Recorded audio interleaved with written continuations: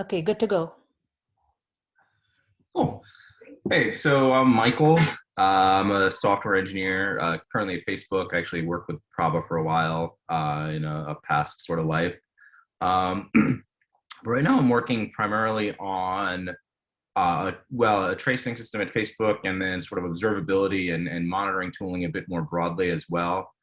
And I think the best way to sort of look at this particular presentation is really, these are kind of my opinions from working in this space for the past couple of years, and just kind of the opinions from someone who's building these tools, right? For sort of an internal audience and at scale. So I think it's kind of interesting to compare and contrast how that differs from sort of similar tools that would be used out elsewhere or out on the market and things like that. But it's just a lens to keep in mind as I go through this.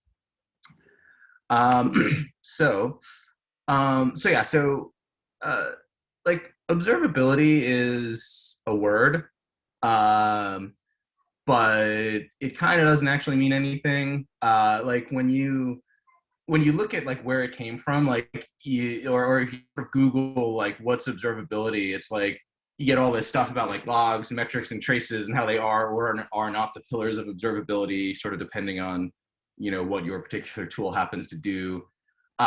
You sometimes get something about control theory, but there's actually about like 5 people in the world that are working on distributed systems that understand control theory. And I've got I can prove it, right? Which is like if there were more than 5 people that understood control theory that were working on distributed systems, auto scaling wouldn't be constantly broken, but auto scaling is constantly broken, thus it is proved. You get something about it being like a property of the system, something about high cardinality data. It is not a well-defined word. It's even less well-defined than like monitoring. And you kind of have this interesting effect where like you've got a bunch of people building these tools and they'll just define it to be whatever it is they're building. It's like, oh, you have a thing that does logs, metrics, and traces. Yeah, that's what observability is. You got a thing that has a high cardinality database. No, that's what observability is, right? And okay, so like to me, I think like the way to think about it is like what actually matters is if you're some organization, if you're a company or whatever you are, I mean, if you're an engineer, you're and you're working somewhere, you're working for some larger organization, company, you're working for for something larger. There's a set of objectives that the infrastructure that you build are critical towards achieving. I mean, and this is sort of outside sort of the obvious product features, delivering videos or shipping packages, whatever it is. But like the whatever you're building needs to be fast, reliable, secure, efficient, etc. And these objectives all require sort of similar deep visibility into the guts of the system. You need to, in order to troubleshoot a capacity issue, right? Like you sort of need a similar level of visibility as you would to troubleshoot sort of some cluster of errors, or in order to troubleshoot some performance issue, you might need sort of similar visibility into different parts of the overall system that you need to like look at, well, what happened, with the security breach. I mean, and sometimes there's sort of interesting parallels here that you wouldn't even realize. There's a great, just as like one example, there's actually a great, there's a great article I came across a while back called, this was more in the security space, but it was called Attackers Think in, it was called Attackers Think in Graphs. And it was basically, the basic premise of it was like, if you're like an attacker, right? Like your model of the system you're attacking isn't just kind of like whatever's on the outside. It's kind of like this graph of like, okay, what's on the outside? What's the next thing? What's the next thing? Right? And you're kind of trying to find vulnerabilities along some path through that graph to the thing you actually want. And it was essentially saying, okay, like defenders should think the same way, right? They should understand the graph of dependencies. If you flip around and you look at some of the new monitoring, sort of some of the new troubleshooting tools, you have the exact same needs, right? You want to, like, if you look at things that are sort of these distributed tracing based troubleshooting tools, they'll do exactly the same thing. It's like, well, what's the graph of dependencies, so you can figure out when something was broken at the front, like what caused it. So there's these really interesting parallels between these sort of seemingly different like objectives that have different workflows, right? That all require deep visibility into the system. But that's what actually provides value. Everything else is a cost. right? So, but like the systems look, and the systems that do these things right now kind of look the same. So you've got some sort of user interface, and then each of these sort of above workflows would require workflow specific tooling, right? So like to use the security one, as an example, the tools that some security engineer might be looking at, right, to sort of understand the graph of dependencies in this sort of defensive capacity would probably look very different than the tools that an SRE or a P or whatever you want to call it, DevOps engineer is using to like troubleshoot. Hey, like why was there this? Why did this alert fire? Oh, it's the system 2 hops, 3 hops down in the graph. The workflows and the tools will look different, but like the underlying data is probably the same, right? The telemetry data you need to support them is the same. And then finally, instrumenting stuff just straight up sucks. It's like the hardest part, and it provides no actual unique value, right? Like you just need to get data off the boxes because it's no good there, right? You need to index it and visualize it and do things. So yeah, so then sort of my definition is, it's just the ability to get any answer to a question that requires deep visibility into your system without needing to add new instrumentation, right? Like if your system was really observable, every single time you had a new question, you'd be able to get an answer to it, whether it's from monitoring or performance optimization or security or capacity optimization, anything. You would be able to get an answer to your question without having to go and like say, hey, let me add some new stuff, right? Let me add new instrumentation. Let me add new database stores on the back end. Like, let me add new, visualizations. There'd just be like some single like oracle that would answer that question. That's not possible, right? Because systems are just so absurdly complex. Like you can't actually build a single tool that does all this. So my frame for it is what it's actually about is just how do you minimize the cost of instrumentation, data storage, and tooling, and maximizing the value you get out of it to answer new questions. So like if you look at like going back to this, like this is the stuff that actually matters. This is all cost. How do you minimize that cost, right? So when you go and instrument your system, like when you deploy some snazzy new tool, you can get utility for it outside of the thing you initially deployed it for, right? Maybe you deployed it because you wanted to like troubleshoot these sort of production issues. Can you actually use it for capacity, and can use it for performance optimizations? Can use it for security purposes, right? And how hard is it to sort of do that? Sort of in the pathological case, you'd have like a different silo of these for every single thing, every single type of questions you wanted to answer, and that can get to be incredibly expensive and incredibly difficult to then answer questions that require crossing domains. So yeah, so that's what observability is. Everything else is just kind of about the implementation, right? How the cardinality of the data stores you're using, and logs, metrics, blah blah blah. It's all implementation. But I mean that's what it is to me. So if you kind of like think about what that might look like, it's kind of like you as a user of this stuff really shouldn't have to care about how the data is stored. It should just be stitched together into workflow specific tooling that answers the questions you need.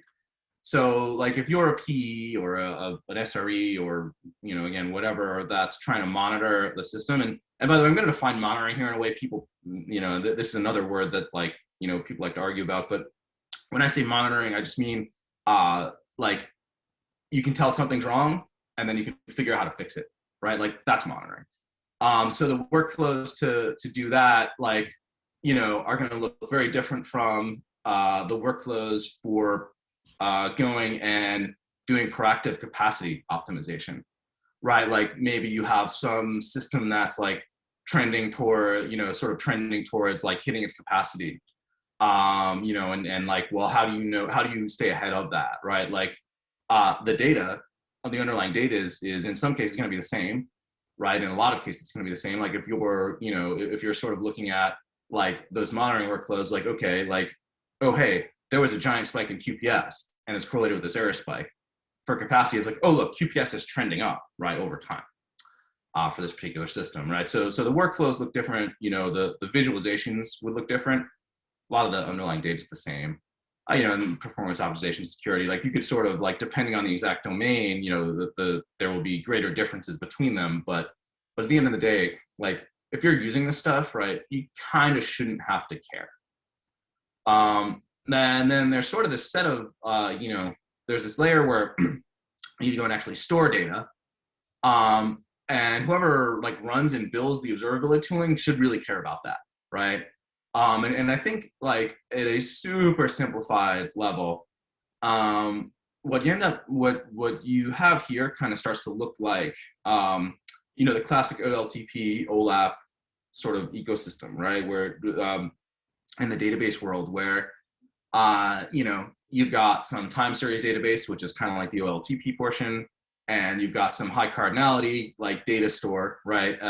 Which is like more OLAP portion, and I'll sort of get into exactly what that means later. And then you need some way of saying that, like, applying metadata consistently across them. So in the database world, like you're sort of the data warehouse world, I guess, really like things like Apache Atlas or Amazon Glue, things like that. But you need to know that, like, oh, a region here is a region there is a region there, right? As sort of all these different systems are emitting data, right? Or a region or a service identifier, or any number of these, like, dimensions that you'd want to be able to put different types of data from different sources together to create these workflows. Like, you need to know they're the same thing, right? And there's other reasons you would want to have robust metadata on this stuff in time. I mean, privacy, those sorts of things. And then, I don't know, instrumentation sucks. It's always going to suck. In a perfect world, nobody would really think about it too much. You have instrumentation that just kind of works for what you care about, and there would be a really simple way to add new telemetry points for whatever you miss. And it's like, yeah, I don't know, maybe you can just use open telemetry. That would be optimal if everybody could just use open telemetry. And I'll get to that in a bit as well. So again, this is sort of, a super simplified view of, like, I guess my opinion on what, like, the tool builders of the world should be striving for, right? In now and in the future is something that looks like this. Okay, cool. So I'm going to dive into each of these a little bit here. So starting with instrumentation. So instrumentation is pure cost and provides no unique value. You need to get access to the data, but you can't actually answer any questions with it, like in that form. You might have some instrumentation that's spitting off a time series, but like you as a human don't understand that, right? It needs to go into some TSDB and you need to be able to look at like a chart of it. And preferably you need to be able to then like correlate anomalies in that chart with like traces and, samples and stuff, and just how that sort of stitched together in some workflow. Instrumentation is also one of the hardest things to do, in that, like, the effort, you're actually instrumenting the systems themselves. So good luck changing it once it's in place, especially if it is anything that is inside the applications themselves, versus like some agent or something running on the machine. There's a link in here to a presentation that I did as part of a some of the Facebook stuff we're doing, the tracing stuff we're doing at Facebook, and a big part of the presentation was just me whinging about how hard it was to clean up the old instrumentation, although it was like a lot fancier. So and I think one of the interesting things here is that OpenTelemetry aims to make this a non-issue by essentially turning instrumentation into a commodity. It's got a lot of traction. I would really consider it if you're not. But like, if you just kind of go back to this and, and this thing, like, the value again is up here. Instrumentation is the cost. Nobody is even like building these tools as a product. Like, nobody's selling instrumentation, right? It doesn't provide unique value. So to the extent that you can just sort of draft off OpenTelemetry and the sort of what's going on there, it will probably be something that pays like dividends in the long run. So that's what I think about instrumentation. Time series and metrics. So metrics are now and always will be an important part of making large scale systems observable, and I would argue any system. And in particular, and in addition, I would argue that there will always be a need for specialized time series metric databases. At Facebook, we've got ODS, Gorilla. There's a good paper about it if anybody wants to read it. Google's got a different one. Like pretty much every company is doing this stuff at scale has one. And I would argue that like any product that is going to like be claimed to be a like a generic observability tool will need support for like some, in whether or not you as a user of it see it, right? Or like, in fact, I would argue you as a user shouldn't see it, shouldn't know the difference. But like somewhere in the guts of it, there should be a time series database, or there needs to be a time series database that provides an efficient, reliable way to access like fairly low cardinality data. And these are the things, this is like sort of where you could continue to set like alerts off of, where you could create like the commonly used dashboards off of, things like that. Time series are cheap to keep forever. They like, I mean, just in the sort of like, if you're thinking about, what you might use an observability tool.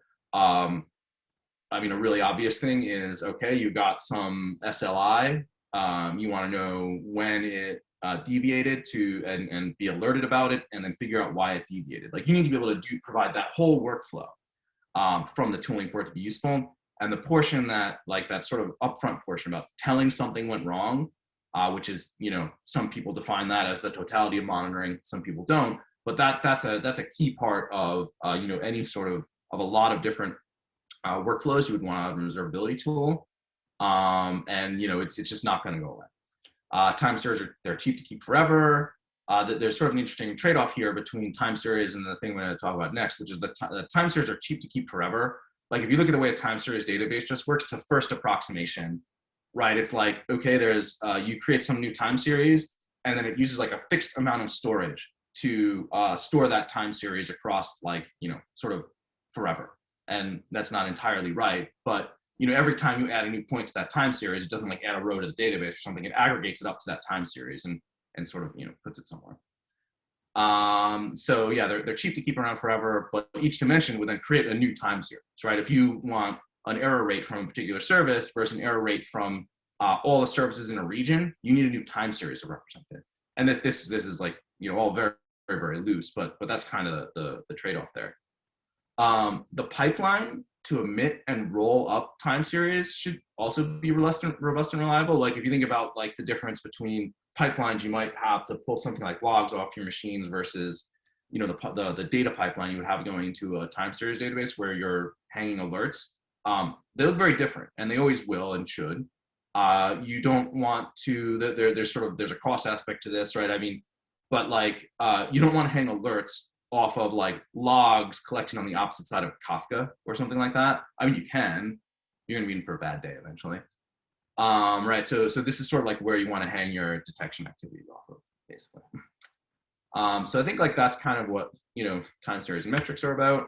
And then I think the other thing you'll need is sort of this high cardinality way of storing data. So at Facebook, there's something called Scuba. There's a paper about that, but basically the way that this works is you as an engineer can just sort of like instrument your system or your code, and there's a bunch of like commonly available data sets as well to sort of emit these arbitrary dimension, right? Like the your service identifier endpoint, like whatever you care about for your particular problem. You can just kind of send them into Scuba and create this data set of them, and then on the consumption side, on the query side, you can slice and dice that arbitrarily, right? Like the way that it works behind the scenes is essentially does this massive scatter gather query where a request comes in and it sort of has like data sort of stored in all of these leaves. It pulls them back together in this aggregator, and then it like sort of returns a response to you. So it's essentially doing, you could imagine it doing essentially a table scan every time, right? To make it work. But the superpower is now like any data you put into it is kind of the same from the point of view of slicing and dicing it, of working with it, which is really important when you think about like what I mentioned earlier of like, okay, you don't know all the questions you need to answer when you instrument the system. You don't know that when the data goes into these databases either. So it's like, well, how do you know what you would need to index and so on, right? So like this is a really, really important thing, and it really gives you sort of this additional flexibility to just kind of like put data in there and then figure out what what exactly you need to do with it later. It's really, really, really powerful. This, by the way, is also like where you want like traces and other things to go. Our stuff doesn't actually work like that, but a trace is essentially just this with like some additional context on top of it that lets you stitch these things together across different systems. It's not what we actually do right now, but that's a different story. So that's what that is. And then, yeah, you really shouldn't have to care, right? Like if you're just using these things, you should just have this stitched together into workflows. Like where like for the SLI example, it's like, okay, violated an SLI. Like sure, that SLI is probably stored in like some time series database behind the scenes, but like, from the point of view of the instrumentation, like hopefully you didn't even have to care that like it was going to the time series database, like what was going to the time series database versus what was going into this sort of more high cardinality thing. It just sort of, the right data went to the time series database and you created, and then you had the ability to create an SLI on it, create alerts on top of it. And then you could see, from whatever the sort of the monitoring and troubleshooting workflows were, oh, the SLO was violated. Well, like, let's dive into it. Why? And you should sort of have these seamless, workflows that go across the two. And that's really what this is here to say is like, I'm not suggesting that like the way you should do observability is you have like a bunch of like time series in one place and then you've got like some database elsewhere and you as user have to like switch between tabs or that sort of thing. But I think it will remain an important implementation detail of these systems. All right, so text logs. So that's like great, but standard error is actually like the most widespread interface for telemetry data ever. It's not like very good telemetry, but I've never heard anybody explain to me why text is not telemetry. I've heard a lot of like analogies, but I've never heard anybody. And if you look at the definition of telemetry, nothing says it can't be text, right? So standard error is incredibly widespread. I mean, and incredibly easy to write too. Writing a local disk is cheap. No matter how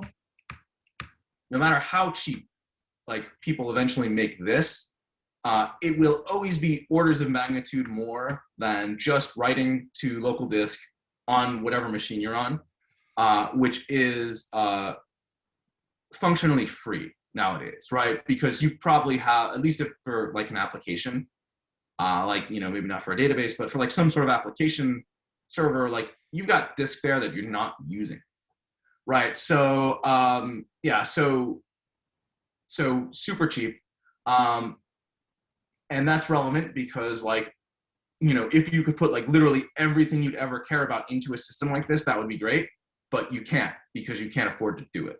Right. Like you can't put like every single like transaction across like every single thing you're ever doing at every level of the system. Right. I mean, in the limit, you can imagine saying, I'm going to record the latency of every disk IO to some other system, which would be insane, right? And it is obviously insane, but, depending on sort of how big the systems you're operating are, or, how many different things you would care about, like, the level of insanity, right? Of like where you can stop putting stuff into this system, which will always have a cost, differs, right? I mean, if you're huge like Facebook, like we have to think very, very, very deeply about sampling data, and those sorts of things just for cost and efficiency reasons.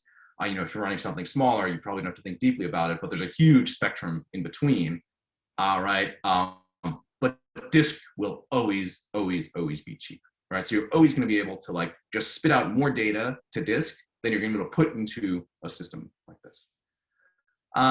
So preferably, the logs you're writing would be structured enough to get the same, to get into this sort of same high cardinality data store. They're usually not. Preferably this would be done like in instrumentation if you needed to get it in there, instead of like something on the other end of Kafka that's like parsing logs out and doing all sorts of stuff.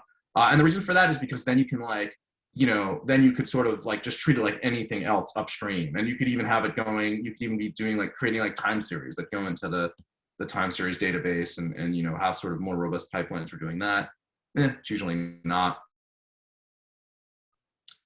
Preferably, if you have to look at the raw log itself, it would come in at the end of some investigative workflow to like validate some hypothesis, if ever. So it's like preferably, you would at least have enough data in this big system to like get a pretty good idea of what's going on.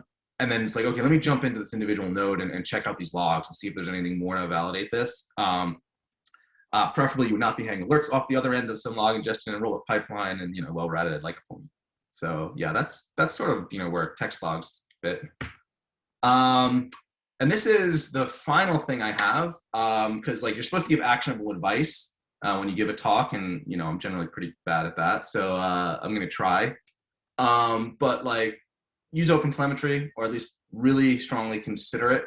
A lot of traction. You can try to sort of stitch this all together yourself, but it's like actually really hard. And I guess like the key thing to think is if you choose to do so, just be aware you're probably not going to need anything as robust and useful as the best in breed products out there. And maybe that's okay, but just think about the opportunity cost. And text logs are never going to go away, but like probably don't build everything on top of them. Probably don't have like text be the main type of telemetry that you use to power all of your systems. And then the final one that actually I forgot to put in here is like, observability is just such a broad and overloaded term, and people kind of try to use it for marketing, but it's sort of not like super meaningful in the sense that there is no observability tool that does everything you would need out there. And it's sort of any attempts to sort of differentiate as yes, we do observability are kind of not super useful. So you have to like really dig in and say, okay, what actually matters, and what workflows do these tools support? Are they the ones that care about? How easy is it to extend it to other ones that I would care about? Like those are the things that you want to evaluate if you're sort of looking at tooling. So yeah, so that's it. That's what I got. Questions? Thank you, MBL. Yeah, I am going to stop the recording and I'll open the floor for any Q&A.